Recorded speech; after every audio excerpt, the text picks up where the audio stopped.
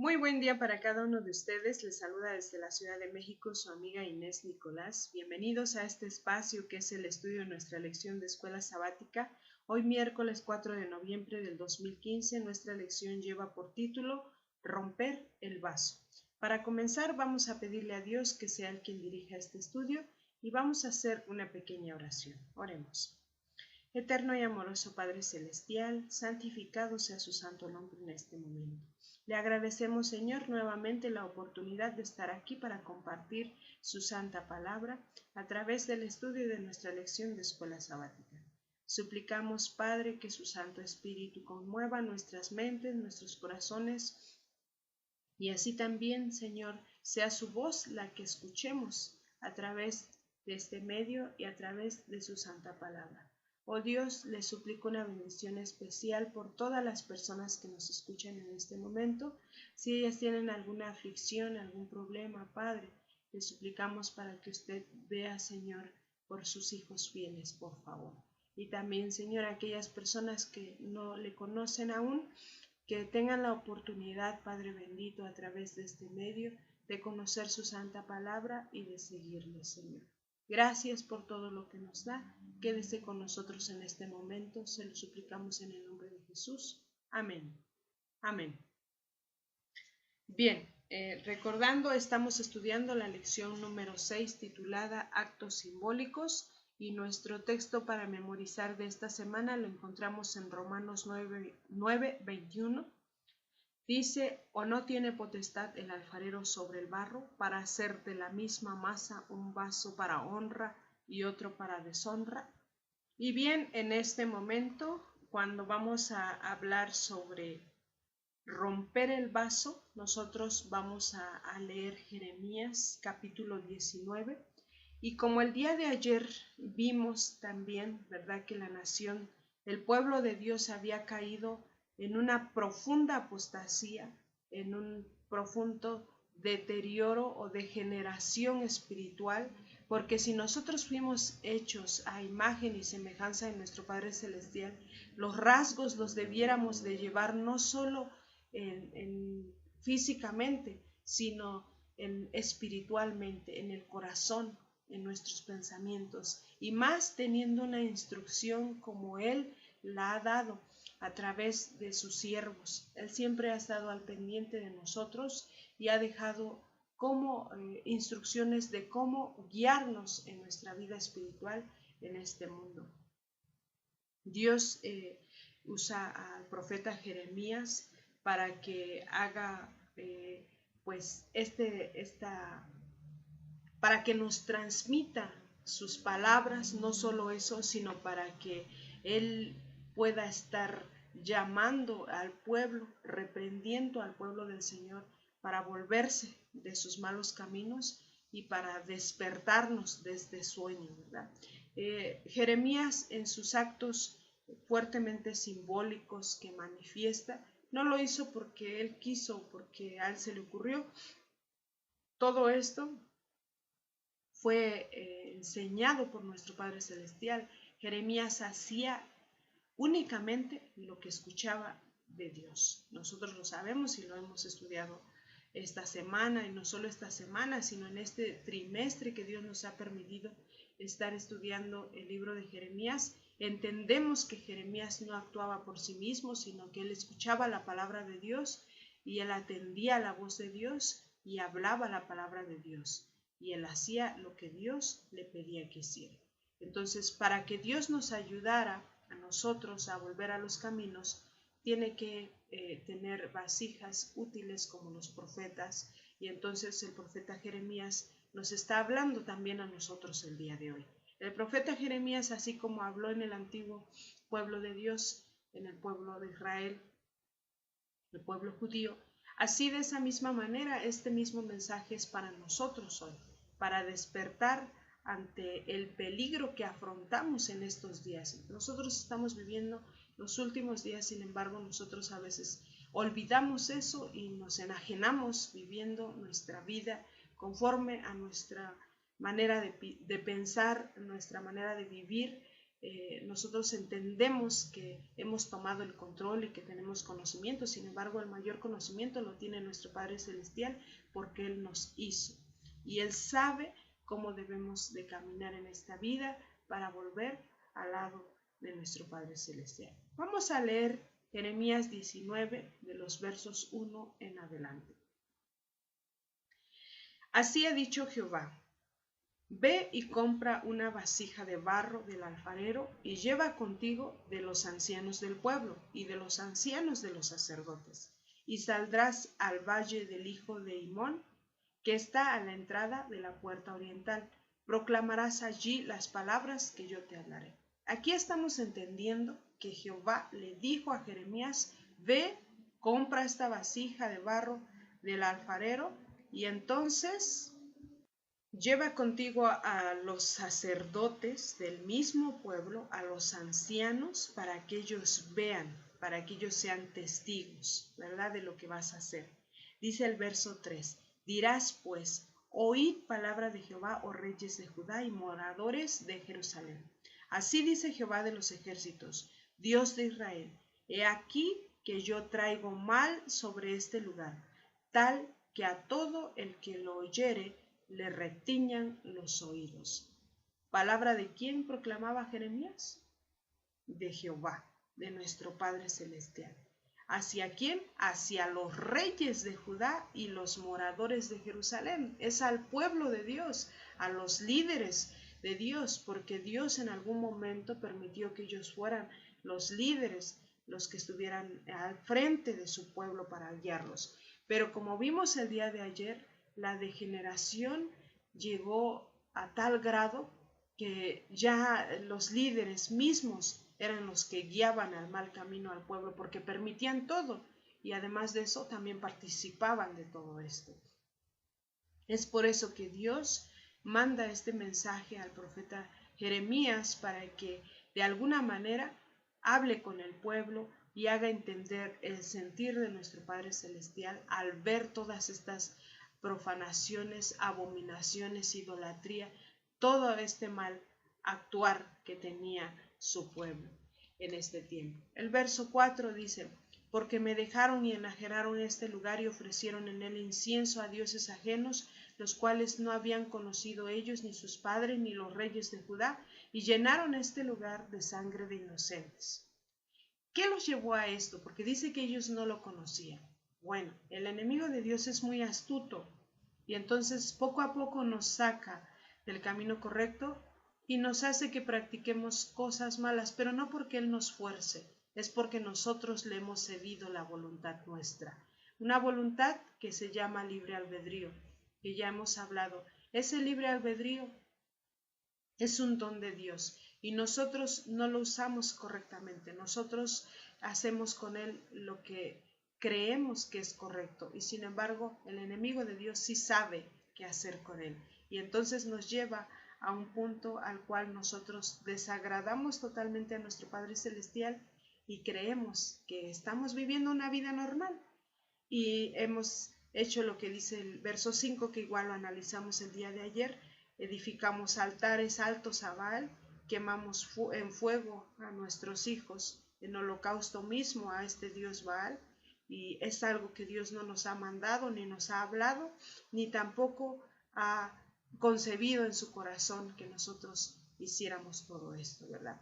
Nosotros, como ya les mencioné el día de ayer, no es necesario que construyamos un altar, no es necesario que presentemos en sacrificio a nuestros hijos en holocausto o que los quememos, ¿verdad? A Baal.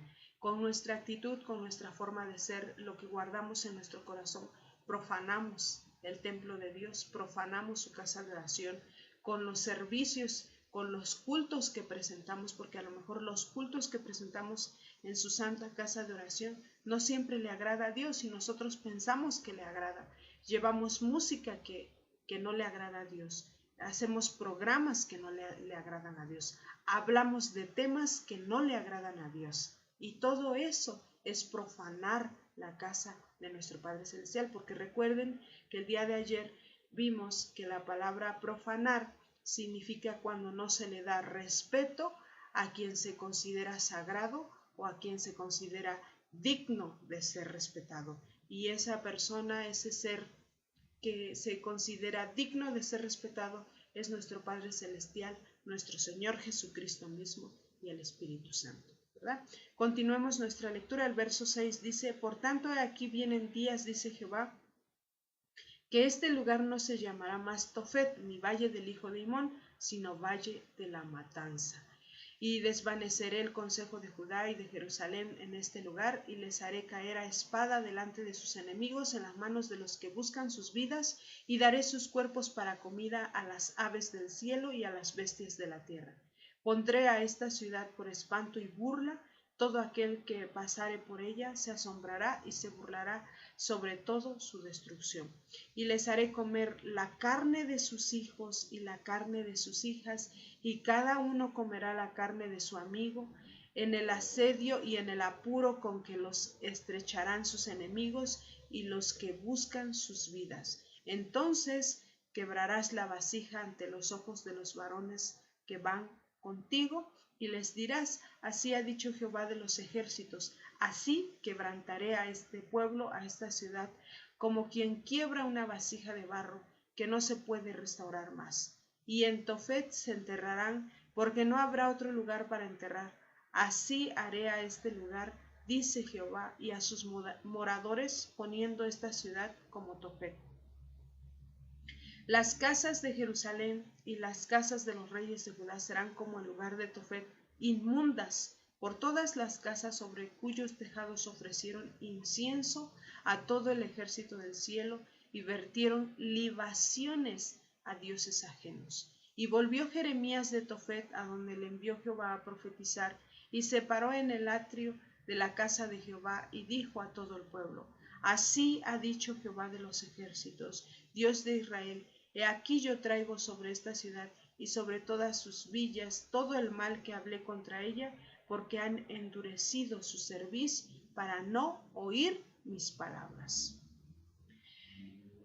Jeremías realmente era un instrumento de Dios y estaba dando la palabra del Señor. Pero el pueblo, que ya estaba degenerado en su pecado, pervertido en su pecado, se había olvidado de los principios de Dios, pensaba que Jeremías era su enemigo, que Jeremías estaba blasfemando, que Jeremías era el pecador, que Jeremías era el que merecía morir. Y nuestro Padre Celestial nuevamente le da un símbolo a Jeremías para que lo muestre al pueblo. Una vasija, un vaso que él tiene que ir a casa del alfarero, comprarlo y llegar, ¿verdad? Y con testigos romperlo para que el pueblo vea cómo va a ser quebrantado. ¿Y qué dice allí? Que no se puede reconstruir esta vasija, no se puede reconstruir. Podemos recoger los pedazos, pero algunos ya no están completos, y entonces cuando se haga esta reparación, pues va a quedar la fisura, va a quedar ahí el rastro de que esa vasija estuvo rota alguna vez y de alguna manera se trató de reconstruir, no logrando el objetivo de que se vea nuevamente como si no le hubiese pasado absolutamente nada, ¿verdad? Nuestro Padre Celestial no es que Él sea duro, no es que Él sea un ser que no tiene misericordia, que no tiene amor, sino todo lo contrario. Él llamó una y otra vez a este pueblo y ellos no le escucharon. Jeremías debía de oír y obedecer la palabra de Dios, porque él sabía que era la palabra de Dios, y él lo hacía no importando que el pueblo lo rechazara, que el pueblo lo encarcelara, que el pueblo viera cómo fue azotado, encarcelado, tantas cosas que le hicieron al profeta por llevar la palabra del Señor. Y esta palabra, lo más irónico es que iba hacia el pueblo de Dios, no iba hacia un pueblo desconocido, hacia un pueblo que no conocía a Dios, sino que esta palabra iba hacia el mismo pueblo de Dios, y el mismo pueblo de Dios lo rechazó, ¿verdad? Los testigos que participaron aquí eran los ancianos y los sacerdotes mismos de Judá. Ellos, como líderes, eran responsables por lo que ocurría en la nación, así que ellos también necesitaban recibir el mensaje primeramente antes que todo el pueblo. ¿Por qué? Porque ellos eran los que dirigían al pueblo. Y entonces este acto simbólico iba a dar de alguna manera un aprendizaje para que ellos pues proclamaran al pueblo, ¿verdad? Las puertas, la puerta de los alfareros, donde debía de romper la vasija de barro, podría haber estado cerca de donde trabajaban los alfareros, tal vez, y donde ellos volcaban los pedazos de los jarrones que se rompían, como dice el comentario de la lección. Y el simbolismo realmente llegaría a ser aún más fuerte al ver los pedazos de esta vasija, ¿verdad? Al tratar de recogerlos, de tratar de unirlos, o el hecho de verlos tirados, que ya no son una vasija, sino ahora son solo pedazos de barro que endurecieron y que se volvieron frágiles y al soltarlos se rompieron. ¿De qué sirve un jarrón de barro quebrado para cada uno de nosotros? Si tuviéramos un jarrón roto en nuestros hogares, ¿de qué nos serviría? Si tuviera alguna fisura, alguna fractura, ¿de qué nos serviría? ¿Le podríamos dar algún uso en nuestro hogar? Aun si hubiese sido la intención original de este jarrón traer una perforación o algo, nos serviría para guardar algún líquido o algo que nosotros querramos en este vaso o en este jarrón. Yo siento que era correctamente especial lo que Dios hacía por su pueblo, de tal manera que Él tendría todo el derecho de traer esta calamidad al pueblo del Señor por su desobediencia y por todo lo que ellos estaban haciendo en contra de nuestro Creador, ¿verdad? Y Jeremías no debía solo hacerle un pequeño corte a este jarrón o a esta vasija o a este vaso de barro. Jeremías debía de quebrarlo totalmente para volverlo inútil, porque una vasija, un vaso roto, pues no sirve para nada. Aunque se recojan los pedazos y se peguen, ya no sirve para guardar algo líquido, por ejemplo, ¿verdad? En esta acción que él tuvo al arrojar la vasija, pues también dio la palabra del Señor, la palabra que Dios le mandó, como dice el capítulo 19 que acabamos de leer, ¿verdad?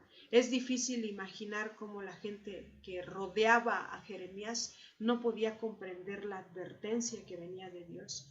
Y esta advertencia que venía de Dios, pues debía de hacerles de alguna manera reflexionar para que ellos actuaran y en armonía se arrepintieran y regresaran a los pies de nuestro Padre Celestial. Sin embargo, aún así, ellos no atendieron al llamado del Señor.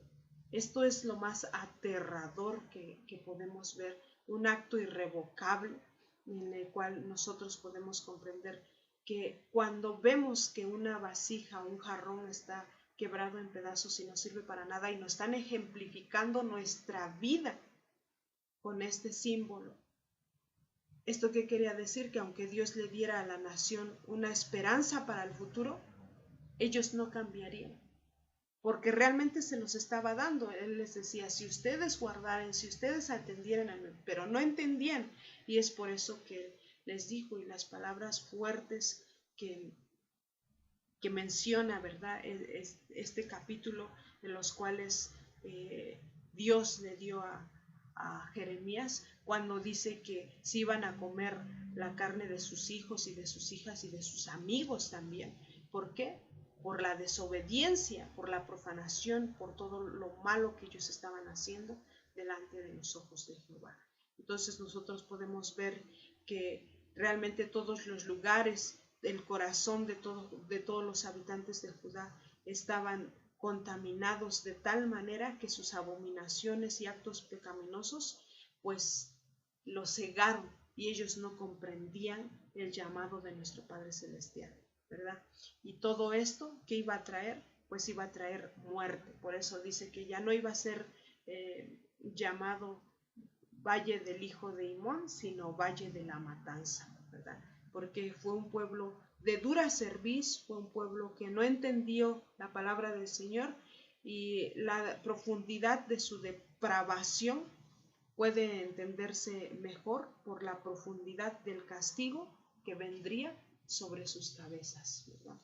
Dios no castiga sin antes enviar una advertencia, sin antes hacer un llamado de atención para su pueblo, sin antes enviar señales, tratar de 1000 formas de enseñarnos de cómo volver al camino correcto. Dios no traerá castigo a su pueblo sin antes de revelarle el futuro de su pueblo a sus siervos los profetas. Y era lo que hacía con el profeta Jeremías. Sin embargo, lamentablemente este pueblo era de dura cerviz y es por eso que debió ser arrojado y despedazado como es un vaso de barro, el cual ya no sería más útil, ¿verdad? Vemos aquí que Dios en su misericordia, en sus juicios, a pesar de todo el amor que nos tiene, nadie puede burlarse de él. Y esta era una burla que ellos estaban haciendo a su Padre Celestial, a su Creador, a nuestro Padre Celestial. Este mensaje es para nosotros también. Nosotros debemos de reflexionar si estamos escuchando la palabra del Señor o si la estamos haciendo a un lado y estamos cerrando nuestros ojos, nuestros oídos y estamos despreciando el llamado. Nosotros estamos a tiempo de que nuestra vida no sea parte de este valle de la matanza. Es un llamado para nosotros. Entonces, cuando hablamos de esta lección de romper un vaso, imaginemos nuestra vida espiritual que se merece, que sea destruida también, de tal manera que seamos inútiles, pedacitos en el suelo, trocitos de barro en el suelo, o que seamos vasijas para honra.